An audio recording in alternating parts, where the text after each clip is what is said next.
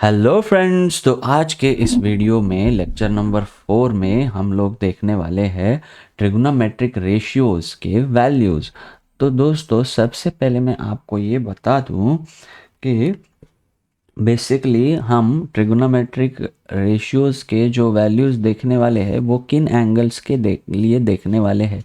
तो वो एंगल्स होने वाले हैं 0, 30, 45, 60 एंड 90 डिग्रीज। तो इन एंगल्स के लिए हम ट्रिगोनोमेट्रिक रेशियोज के वैल्यूज देखने वाले हैं। तो सबसे पहली वैल्यू है दोस्तों साइन 30। साइन 30 की वैल्यू होती है 1/2। कॉस 30 की वैल्यू होती है √3/2। अभी आपके मन में ये सवाल आ सकता है कि साइन 30 की वैल्यू 1/2 क्यों होती है। आना चाहिए, नहीं आया तो आना चाहिए। तो चलो, सबसे पहले अभी आगे के वैल्यूज जानने से पहले हम लोग देखेंगे कि Y value of sine 30 is 1/2। Okay friends, तो ये किसी भी टर्म की वैल्यू जानने से पहले हमें उसके पीछे की हिस्ट्री जाननी पड़ेगी। तो दोस्तों, हुआ क्या था कि कोई भी व्यक्ति जब 30 डिग्री का एंगल बना रहा था, मान लो ये मैंने एक एंगल बना दिया 30 डिग्री का। ओके, एक छोटा सा एंगल मैंने बना लिया 30 डिग्री का। ये एंगल कितना है दोस्तों? 30 डिग्री। तब जब मैं यहाँ पे ऐसे परपेंडिकुलर डालना शुरू करता हूँ, ये डाला परपेंडिकुलर, ये डाला परपेंडिकुलर, ये डाला परपेंडिकुलर। तो मान लो ये ए है, ये बी, सी, डी, ई, एफ, जी। ओके, तो ऑब्जर्वेशन क्या हुआ कि एक एंगल 30 डिग्री बनाया और उसमें अगर हम परपेंडिकुलर्स डालते गए तो रिलेशनशिप क्या बनी, देखो। ये है एंगल 30 डिग्री, इसके आगे वाली बाजू ई बी है, इसके आगे आगे वाली बाजू ई बी है, और हाइपोटेन्यूस क्या है? ए ई। इन दोनों की लेंथ को अगर मेजर करके डिवाइड किया गया तो मिला हमें 1/2। इसी तरह से एफ सी को डिवाइड किया ए एफ से तो भी मिला 1/2। सेम वे में जी डी को डिवाइड किया ए जी से तो भी मिला 1/2। तो अभी इसमें ए ई, ए एफ, ए जी, ये सारे क्या है? हाइपोटेन्यूस। और ऊपर के जो लेंस है E B, F C, G D, ये क्या है? Opposite sides. ये क्या है? Opposite sides. तो इसे इन्होंने तब जाके जनरलाइज कर दिया कि साइन 30 एंगल अगर बनता है और अपोजिट साइड और हाइपोटेन्यूस को अगर कंपेयर किया जाए तो हाइपोटेन्यूस कितना है? 2 गुना बड़ा है। हाइपोटेन्यूस कितना है? 2 गुना बड़ा है। यानी जिधर भी 30 डिग्री एंगल बन रहा है, जिधर भी 30 डिग्री एंगल बन रहा है, उसका ये जो हाइपोटेन्यूस है ये अपोजिट साइड से कितना होगा? 2 गुना होगा। यानी अगर ये x है तो ये 2x है। इस तरह से ये चीज़ें जनरलाइज होती है दोस्तों। सेम वे में पाई की वैल्यू भी आई है, जानना चाहोगे? तो ये देखो, एरिया ऑफ सरकमफेरेंस तुम्हें पता होगा, यानी किसी भी सर्कल की इसकी लेंथ कितनी है। मान लो ये एक वायर है इतने लेंथ की। इसको अगर मैं सर्कल बनाता हूँ इस वायर का, ओके, तो ये सेंटर से यहाँ तक जो बनेगा ये क्या होगा? मेरा डायामीटर। ये क्या होगा? मेरा डायामीटर डी। तो पेरीमीटर यानी परिघ यानी इसकी लेंथ, ये वाली आउटर वायर की लेंथ और डायामीटर में एक रिलेशन बनता है, वो क्या है? Perimeter is equal to pi into D. तो ऐसे बहुत सारे वायर लेके अगर आप उनके सर्कल्स बना के देखोगे तो उनकी पेरीमीटर जो आएगी उसको अगर आप ये वाली डायामीटर की लेंथ से अगर डिवाइड करते जाओ तो आपको हर जगह पे रेशियो क्या मिलने वाला है? 22/3 7। रेशियो क्या मिलने वाला है 22/7। तो इसी आधार पे इस 22/7 का नामकरण किया गया और वो नामकरण हुआ पाए, जिसकी वैल्यू हम कहते हैं 3.14 3.14। आप कितने भी सर्कल बनाओ ऐसे बड़े बड़े बड़े बड़े, यहाँ पे डायमीटर 4 है, यहाँ पे डायमीटर कुछ 7 या 8 होगी, तो इन डायमीटर्स का अगर आप इसके परिघ यानी ये पेरीमीटर इसको अगर आप यहाँ से कट करके अगर लंबा करोगे, इसको यहाँ से कट लगा के इस पॉइंट पे कट लगा के इस दूरी को अगर लंबा करोगे, तो वो जो लेंथ होगी वो क्या होगी पेरीमीटर, यानी मराठी में कहेंगे उसको परिघ। उसको हम मराठी में क्या कहेंगे परिघ और पेरीमीटर। तो ये पेरीमीटर की लेंथ डिवाइडेड बाय अगर मैं डायमीटर कर दूं तो मुझे क्या मिलने वाला है दोस्तों 22/7। तो इसके पीछे का तो रीज़न आपको समझ गया कि साइन 30 की वैल्यू या जो भी वैल्यू आ रही है वो उतनी ही क्यों आ रही है। I hope it is clear to all of you. तो चलो देखते हैं रेशियोज एक के बाद एक अभी, ठीक है। अभी देखो दोस्तों साइन 0 क्या होगा। साइन 0 यानी इधर जो एंगल बनने वाला है वो एंगल कितना बन रहा है 0 डिग्री। सबसे पहले मैं इधर बनाया एंगल 90 डिग्री का, ओके, और ये वाला एंगल है 30 डिग्री। समझ लो समझने में क्या जा रहा है। और अगर मैं इस एंगल को मुझे बनाना है 0, साइन थीटा क्या है कोणासमोरची बाजू भागिले कर्ण, ये x डिवाइडेड बाय y, ठीक है। तो ये एंगल को मैं और छोटा छोटा छोटा छोटा छोटा करते जा रहा हूँ। हाँ, अभी इधर देखो मैंने कुछ 1 डिग्री तक लेके आ गया, ठीक है। इधर एंगल समझो 1 डिग्री है, और जब ये टेंडिंग टू 0 डिग्री है बहुत ही नज़दीक आ जाएगा ये 0 के, कुछ यहाँ पे, ठीक है, कुछ इस तरह से बहुत ही नज़दीक आ जाएगा। तो ये जो x है इसकी वैल्यू क्या रहेगी दोस्तों, x will be approximately 0। x की वैल्यू क्या हो जाएगी अप्रॉक्सीमेटली 0 हो जाएगी। तो साइन 0 की वैल्यू क्या हो जाएगी इसीलिए 0।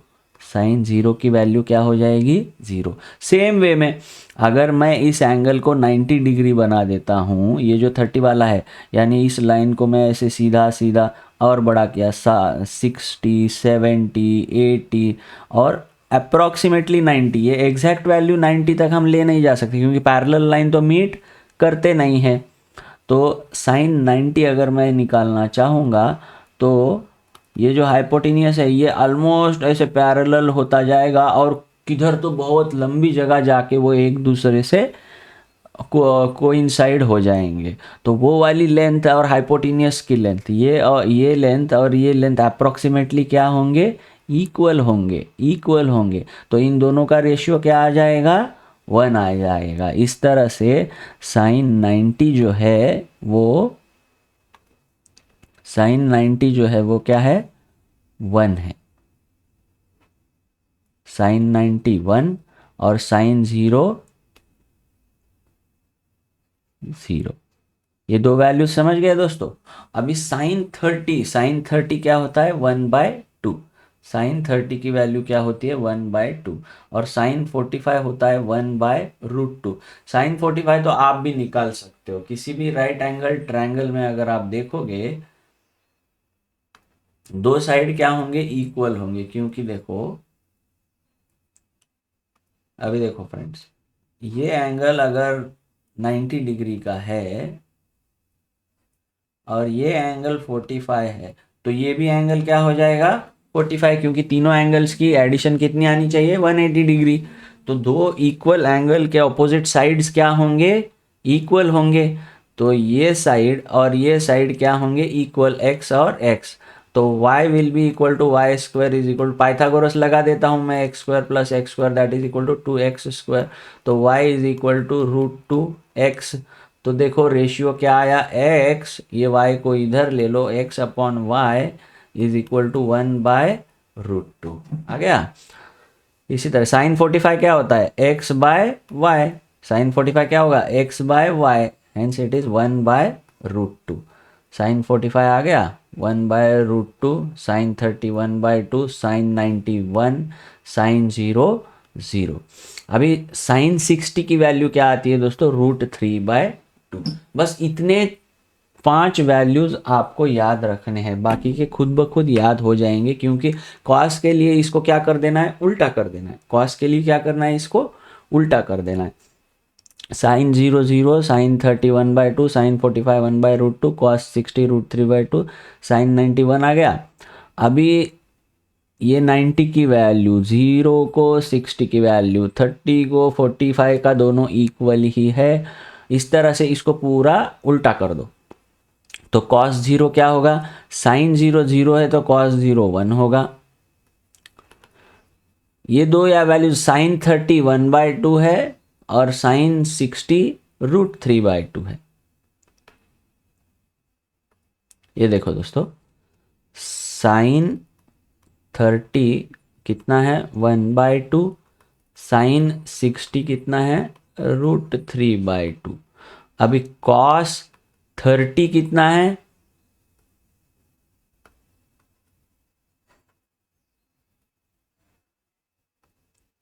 कॉस 30 ये देखो √3/2, और कॉस 60 कितना है, 1/2, यानी ये क्रिस क्रॉस वे में इक्वल है। Sine 30 is equal to cos 60, sine 60 is equal to cos 30।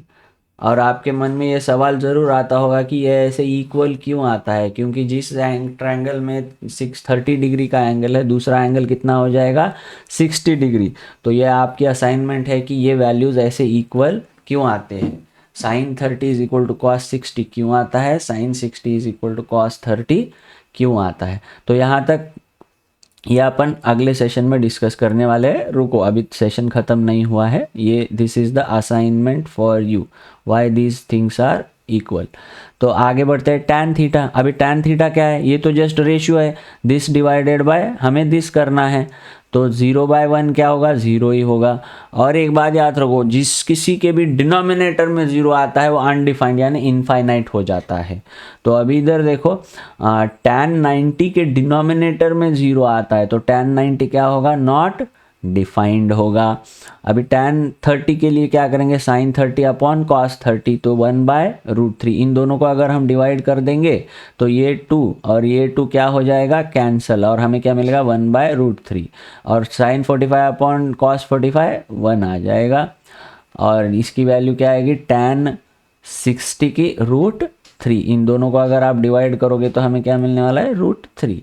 अभी कोसेक सेक कॉट तो क्या है, ऊपर के 3 को खाली मुंडी वर्पाई कर दो, आपको आंसर मिल जाएगा। कोसेक थीटा के लिए 1/sin थीटा करना है तो 0 है, इसको डिनोमिनेटर लेंगे तो ये क्या हो जाएगा, नॉट डिफाइंड। साइन 30 1/2 है तो कोसेक 30 2 हो जाएगा। सिमिलर वे में ये आगे के वैल्यूज़ आ जाएंगे। सेक थीटा के लिए कॉस थीटा को खाली मुंडी वर्पाई करना, कॉट थीटा के लिए टैन थीटा को खाली मुंडी वर्पाई कर देना है।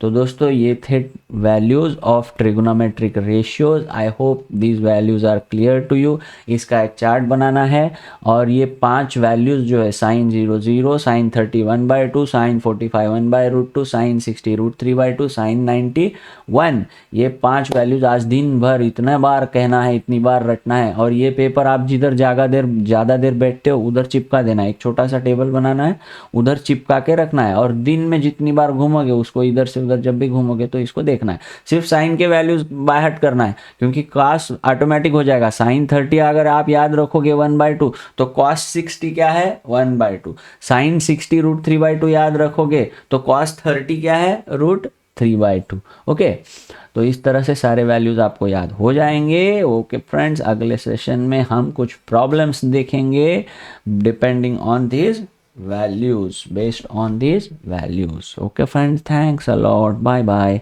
हंसते रहो, मुस्कुराते रहो और पढ़ते रहो।